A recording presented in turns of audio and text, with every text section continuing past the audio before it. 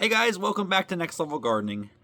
I know February may still feel like winter in many places, but February is a great time to get a head start on the growing season. Today I'm going to show you what vegetables you can start indoors and which you can direct sow outdoors even in cooler climates. So whether you're a mild climate like I am or you're buried in snow, I've got you covered. Let's get started. In February, we're still dealing with short days and chilly temperatures. So at this time of year, most crops need to be started indoors. Not all, I'll get to those in a minute. So we're going to start with our first three, and these are warm season, and I don't know that there's very many people right now, anywhere in the United States at least, who can start these outdoors. Maybe in the very mildest of climates, Florida, maybe. Here it's even a little bit too cold in Southern California. And by the way, for those of you who don't know, direct sowing just means sticking a seed in the ground in the garden and waiting for it to germinate. Now, with many things, you can stick a seed in the ground right now, and it will germinate once the temperatures outside trigger it into germination. But doing it that way, you're not going to get the head start you need, especially if you live in a shorter growing season. So for that head start, you got to start these indoors. Now, there's one thing you need to know here to really figure all this stuff out, because I'm talking with you from Southern California, but I know you guys might be in Minnesota, Florida, Texas, Oregon, Maine, and so your sowing times are going to be a little bit different than mine. But we can all get on the same page if we all know our last frost date. And you can find out your last frost date, if you don't know it already, by just Googling your city, your zip code, and last frost date. And you're going to get that answer. A lot of times it's going to take you to the Farmer's Almanac or something like that, but you're going to get your answer. Now, we created a really easy calculator where all you need to know is that last frost date. I'll put a link to the calculator below. Just go to that link, enter your last frost date, and all the choices that you want to grow are going to come up there, and it's going to tell you the date to sow your seeds either indoors or outdoors, and when you can transplant your seedlings that you started indoors outdoors. Simply print it out and get your seed starting area ready. Now, to get your indoor seed starting area set up, I'm going to put a link down below to a seed starting 101 video that I did, and that's going to show you the basics of what you need to have ready to get started with all this. All right, so getting started on what you should be starting indoors right now to transplant out later, we're going to start with peppers. Now, both sweet and hot peppers need a long growing season, and they don't want to be put outside until the temperatures at night are in the 50s, preferably mid to upper. So these need to be started from seed indoors 8 to 10 weeks before your last frost date. And that's going to give them plenty of time to grow and develop indoors, so that when you put them outdoors after your last frost date, they're going to take off and grow fast. Now, I've got a really special tip for peppers especially, but really all three of these first choices, and that is to get a heat mat. And heat mats are relatively inexpensive. You put your seed trays on top of them, and they're going to keep the area under your seeds around 75 degrees. Now, if you get one with a thermometer and a thermostat, even better. It's going to allow you to set that temperature, and it's going to keep it there. Now, like I said, they are relatively inexpensive, and they're a great investment. I've had some of my heat mats for like 15, 16 years, maybe a little bit more than that, and they're still working just fine. All right, the second choice after peppers would be tomatoes. Tomatoes benefit from growing indoors early, before your last frost date, and then being put outside after your last frost date. So start these indoors 6 to 8 weeks before your last frost date. And I've got a video. It's one of my most popular videos. I'll link it down below. And it's a really special, easy way to grow tomatoes from seed, how to sow the seed and get them off to a great start. And this way of sowing the seed will actually make the plants more robust when you put them outside. And it really doesn't take any extra money. It's a really great freebie DIY tip.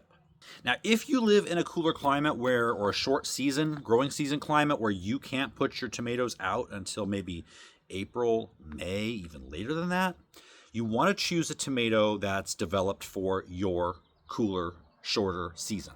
And there's a pretty easy way to do that other than Googling tomatoes for short season. If you're looking at a list of tomato varieties, some of them are going to sound cold, like Glacier, Polar Baby, Manitoba. They sound cold because they're named that for a reason. They are developed for cooler climates.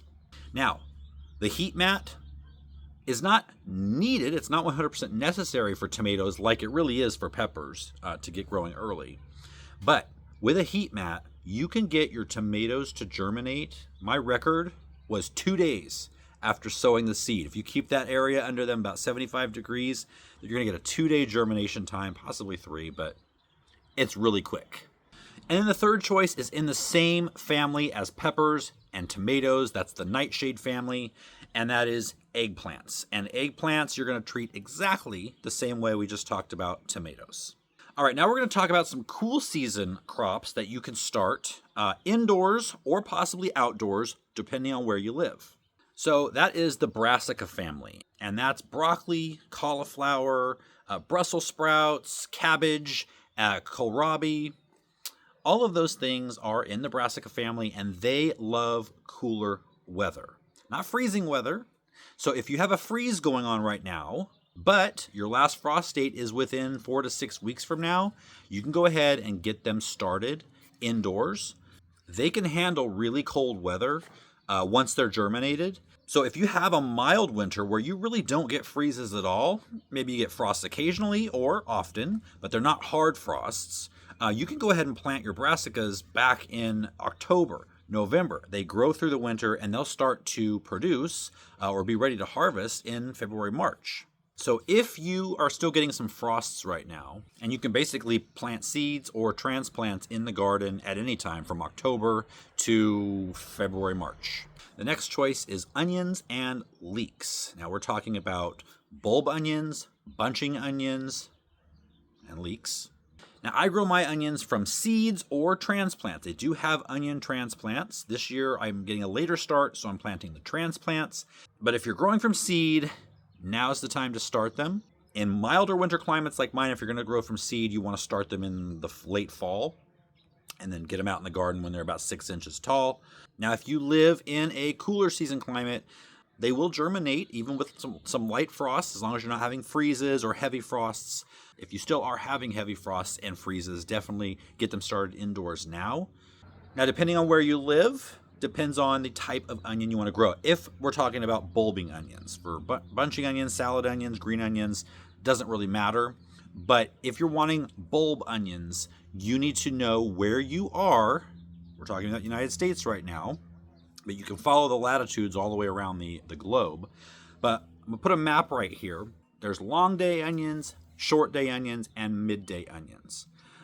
Depending on where you are in this map, that'll tell you what type of onions you need to grow. Now, if you go to a garden center, like a big box store especially, I can go here and they'll have long day onions next to short day onions. We cannot grow long day onions here. They will only produce greens, like the tops for cutting for salads or whatever. If I want to grow bulbing onions here, I have to go with short day onions. It's just depending on the amount of daylight you have in that latitude that they need to be able to start to form bulbs. And if I'm growing a long day onion down here in a short day zone, they never get the length of day they need to trigger them to grow bulbs. And so all I'm going to get are the tops. Now, the next thing we're going to talk about is herbs. This is a great time to sow just about every herb from seed. If you have moved past your last frost date, you can sow almost every herb outdoors. And even if you haven't passed your frost date, but you're not getting hard frosts or freezes, you can still sow most herbs outdoors, either in pots, containers, directly in the garden. Basil is a little bit different than like parsley, oregano, thyme. Basil likes warm weather, and so you want to start those indoors about 4 to 6 weeks before your last frost date, and then put them out when you put out your tomatoes or peppers. And if you want really great, fast basil results, a heat mat will come in handy there as well. Okay, the next section of vegetables we're going to talk about are those that can be direct sown almost anywhere right now, unless you've got, several feet of snow and you're getting hard freezes. then this will come for you a little bit later. But these really like to be sown directly in the garden. As long as your ground's not frozen and you can work the soil, you can sow these outside. The first choice and one of my favorite things to grow in the cool season are peas. Now this could be shelling peas, pod peas, any type of pea you want to grow. Now's the time for most of us, as long as your ground's not frozen, to get those seeds planted. Now peas, if you've had green peas in a can or frozen in a bag, I grew up on those and I hated them. But fresh peas are something completely different. In fact, most of the peas I grow never even end up in the house. I shell them open and just eat them right in the garden fresh. They have a fresh, bright taste that canned and frozen just cannot match.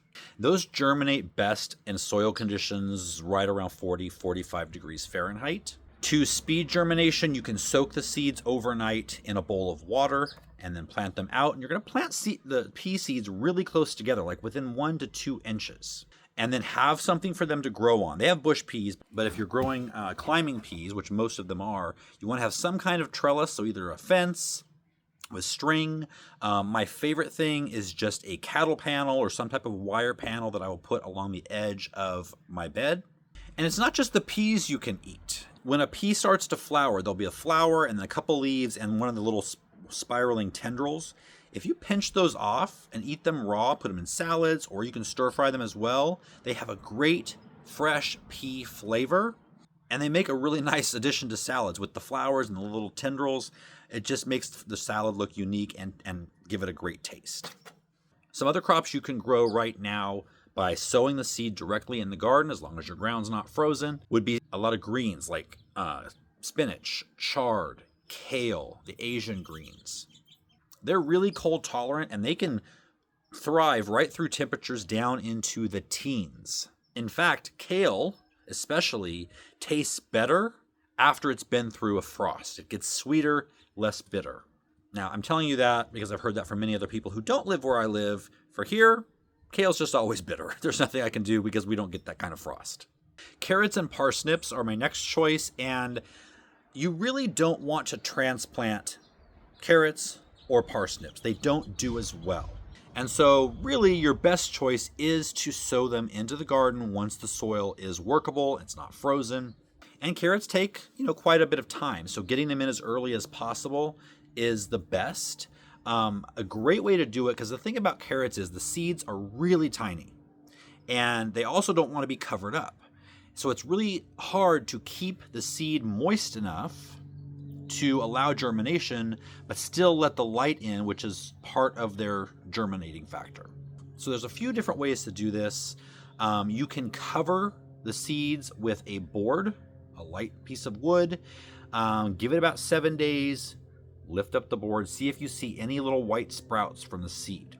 If not, put the board back, check the next day.